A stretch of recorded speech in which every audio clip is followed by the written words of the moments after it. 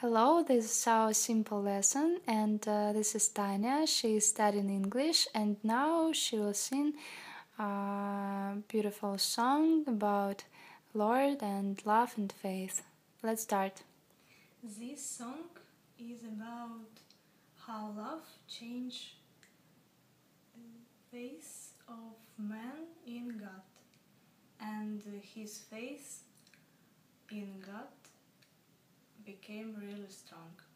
Mm-hmm. Now I heard there was a secret chord that David played and it pleased the Lord, but you don't really care for music, do you?